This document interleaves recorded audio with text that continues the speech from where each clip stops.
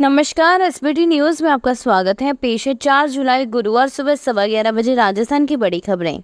मोदी सरकार ने अपने तीसरे कार्यकाल के लिए 8 मंत्रिमंडलीय समितियों का बुधवार को गठन कर दिया, जिसमें महत्वपूर्ण नियुक्ति संबंधी समिति में प्रधानमंत्री नरेंद्र मोदी के अलावा गृह मंत्री अमित शाह को रखा गया है। प्रधानमंत्री कार्यालय की विज्ञप्ति के अनुसार राजनीतिक मामलों की समिति प्रधानमंत्री मोदी के अलावा रक्षा मंत्री राजनाथ सिंह, गृह मंत्री अमित शाह, सड़क परिवहन मंत्री नितिन गडकरी, स्वास्थ्य मंत्री जगत प्रकाश नड्डा, वित्त मंत्री निर्मला सीतारमन, वाणिज्य मंत्री पीयूष गोयल, सूक्ष्म लघु एवं मझोले उद्यम विभाग के मंत्री जीतन राम मांझी, बंदरगाह जहाज रानी और जलमार्ग मंत्री सर्बानंद सोनोवाल, उड्डयन मंत्री के राम मोहन नायडू, पर्यावरण मंत्री भूपेंद्र यादव, महिला एवं बाल विकास मंत्री अन्नपूर्णा देवी, संसदीय कार्य मंत्री किरेन रिजिजू एवं कोयला तथा खान मंत्री जी किशन रेड्डी शामिल किए गए हैं। पूरे राजस्थान में मानसून पहुंच चुका है। बुधवार देर शाम जयपुर में मौसम बदला, तेज हवा के साथ बारिश शुरू हो गई। जयपुर के राजा बाग, चांदपोल, टोंक रोड, मुरलीपुरा सहित कई इलाकों में बारिश का दौर जारी है। अलवर में भी शाम को बारिश हुई, इससे लोगों को उमस और गर्मी से राहत मिली। सीकर में दोपहर में तेज धूप के बाद शाम को मौसम ने करवट ली, आंधी चलने के साथ बरसात शुरू हो गई। दौसा में भी शाम को पानी बरसा। वहीं बहरोड में टिन शेड के नीचे मोबाइल फोन पर बात कर रही युवती पर बिजली गिर गई। उसे गंभीर हालत में अलवर के जिला अस्पताल में रेफर किया गया है। मौसम विभाग ने 4 और 5 जुलाई को जोधपुर, जैसलमेर, बाड़मेर और जालोर को छोड़कर शेष सभी जिलों में येलो अलर्ट जारी किया है। 6 जुलाई को जोधपुर, जैसलमेर, बाड़मेर, पाली और जालोर को छोड़कर शेष सभी जिलों में येलो अलर्ट जारी किया है। केंद्रीय स्वास्थ्य एवं परिवार कल्याण मंत्रालय ने महाराष्ट्र में जीका वायरस के मामलों को देखते हुए सभी राज्यों को सतर्कता बरतने को कहा है। मंत्रालय के स्वास्थ्य सेवा महानिदेशक डॉक्टर अतुल गोयल ने बुधवार को महाराष्ट्र में जीका वायरस की कुछ दर्ज मामलों को देखते हुए राज्यों को एक परामर्श जारी किया। इसमें देश में जीका वायरस की स्थिति पर निरंतर सतर्कता बनाए रखने को कहा गया है। जीका संक्रमित गर्भवती महिला के भ्रूण में माइक्रोसेफली और न्यूरोलॉजिकल प्रभाव आ जाता है, इसलिए राज्यों को सलाह दी गई है कि वे चिकित्सकों को कड़ी निगरानी के लिए सचेत करें। राष्ट्रीय राजमार्ग प्राधिकरण ने मानसून के दौरान राष्ट्रीय राजमार्गों पर जल भराव की समस्या के समाधान के लिए कई आपातकालीन व्यवस्था करते हुए कई त्वरित कदम उठाए हैं। आधिकारिक सूत्रों के अनुसार पहाड़ी और मैदानी क्षेत्रों में समस्या के प्रभावी समाधान के लिए बहुआयामी कदम उठाए गए हैं, जिसके तहत बाढ़ तथा भूस्खलन प्रभावित क्षेत्रों में मशीनरी और जनशक्ति को शीघ्रता से पहुंचाने के लिए सभी एजेंसियों को समन्वय से काम करने के लिए कहा गया है। इसके साथ ही आपदा तैयारियों में संसाधनों उपलब्धता सुनिश्चित करने के लिए NHAI समय पर तैनाती के लिए प्रमुख मशीनरी की उपलब्धता की मैपिंग कर रहा है। राजस्थान चिकित्सा एवं स्वास्थ्य विभाग की ओर से राष्ट्रीय चिकित्सक दिवस के अवसर पर प्रदेश के समस्त सरकारी अस्पतालों में पर्यावरण संरक्षण एवं हरियाली में वृद्धि के उद्देश्य से पौधारोपण अभियान का शुभारंभ किया गया। 1 जुलाई से 31 जुलाई तक चलने वाले अभियान के तहत राज्य के अस्पतालों में करीब 1 लाख पौधे लगाए जाएंगे। विभाग की अतिरिक्त मुख्य सचिव शुभ्रा सिंह, राष्ट्रीय स्वास्थ्य मिशन के निदेशक डॉक्टर जितेंद्र कुमार सोनी, खाद्य सुरक्षा आयुक्त इकबाल खान और निदेशक जन स्वास्थ्य डॉक्टर रवि प्रकाश माथुर ने निदेशालय परिसर में पौधारोपण किया।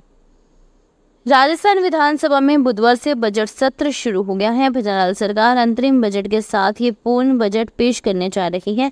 वित्त मंत्री दिया कुमारी 10 जुलाई को विधानसभा में बजट पेश करेंगी।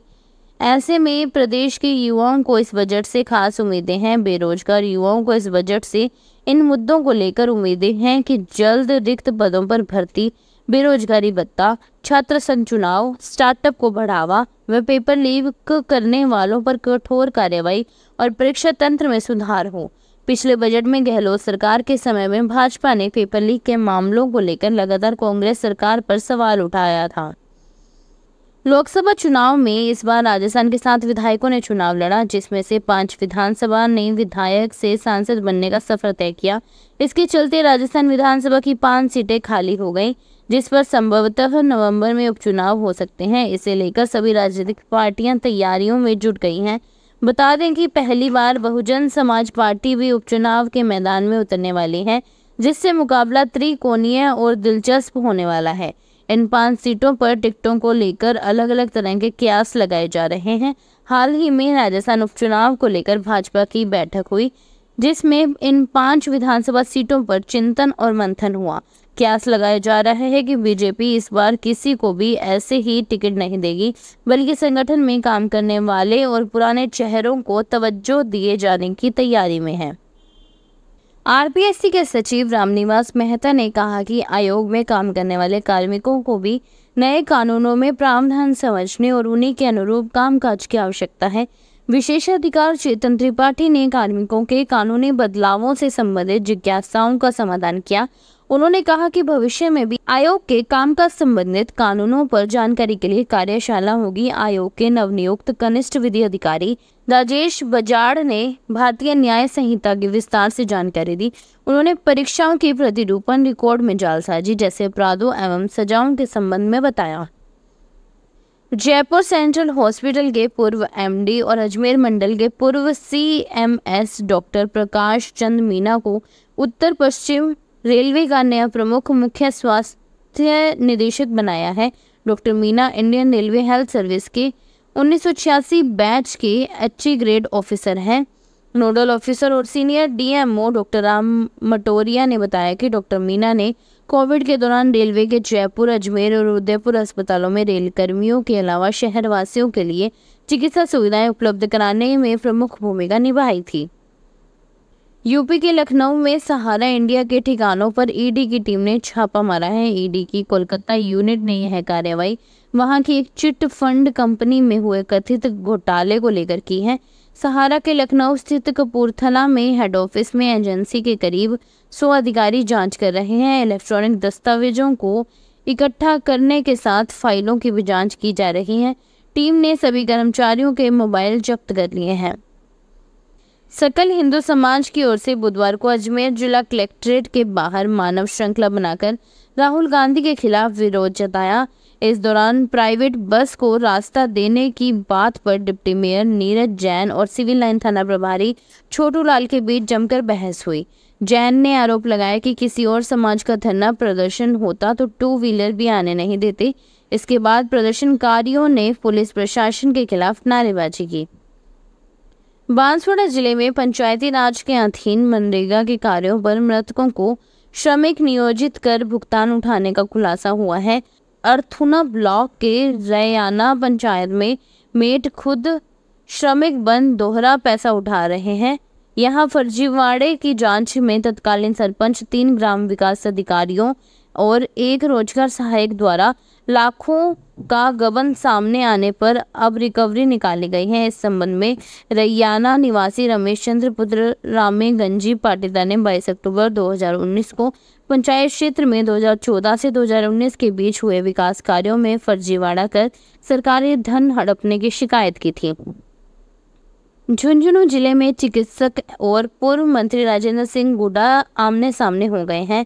गत दिनों बीडीके अस्पताल में चल रहे प्रदर्शन के दौरान राजेंद्र सिंह गुड्डा ने सीएमएचओ को हिजड़ा और अन्य चिकित्सकों को भी नपुंसक बताते हुए गाली निकाली थी, जिसका वीडियो वायरल होने के बाद चिकित्सकों में गुस्सा पनप गया।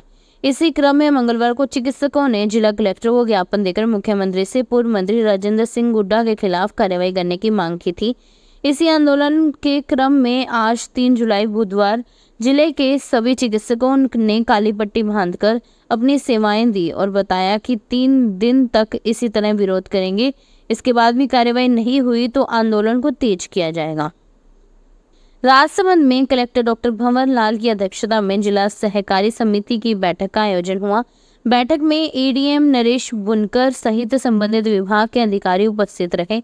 बैठक में उप रजिस्ट्रार सहकारी समितियां आलोक चौधरी ने बताया कि भारत सरकार की सहकार से समृद्धि के तहत सहकारिता क्षेत्र में 54 प्रमुख इनिशिएटिव की शुरुआत की गई है, जिसके तहत राजसमंद जिले में पैक्स को बहुउद्देशीय बनाने के लिए आदर्श उपविधियों का पंजीकरण किया जा चुका है।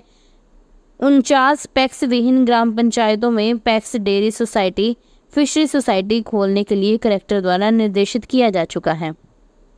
राजस्थान लोक सेवा आयोग की ओर से निकाली गई सूचना प्रौद्योगिकी एवं संचार विभाग के 352 प्रोग्रामर की वैकेंसी के लिए 4 जुलाई की रात 12 बजे तक आवेदन किए जा सकते हैं।